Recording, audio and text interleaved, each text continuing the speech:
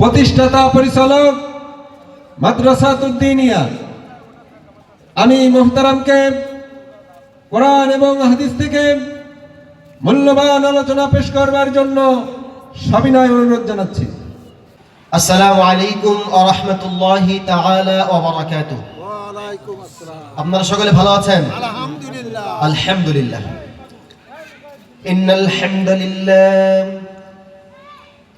ইন্নাল হামদালিল্লাহিল আকরামিল্লাযী খালাকাল ইনসানা ওয়া কাররাম ওয়া 'আল্লামাহু মিনাল বায়ানি মা লাম ইয়া'লাম ফাসুবহানাল্লাযী لا يحصى امتنانه باللسان ولا بالقلم ونشهد أن لا إله إلا الله وحده لا شريك له ونشهد أن سيدنا وسندنا وحبيبنا ومولانا محمدا عبده ورسوله أرسله بالحق بشيرا ونذيرا وداعيا إلى الله بإذنه وسراجا وقمرا منيرا فقد قال الله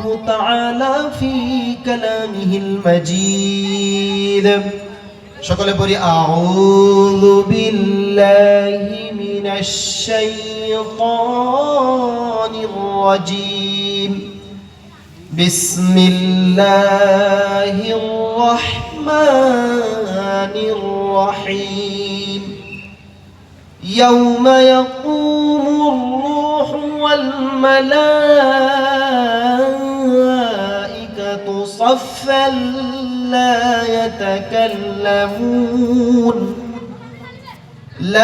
يتكلمون إلا من أذن له الرحمن وقال صوابا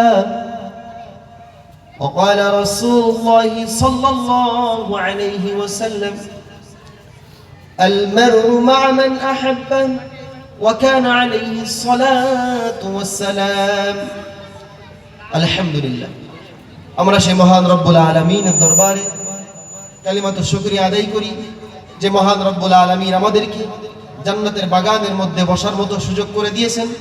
এই জন্য মালিকের দরবারে আমরা দিল থেকে সকলেই শুকরিয়া আদায় করি। আলহামদুলিল্লাহ। সকলে বলি রব্বানা লাকাল হামদ হামদান কাসীরান তাইয়িবান মুবারাকান ফীহি ইয়া রাব্বাল আলামিন।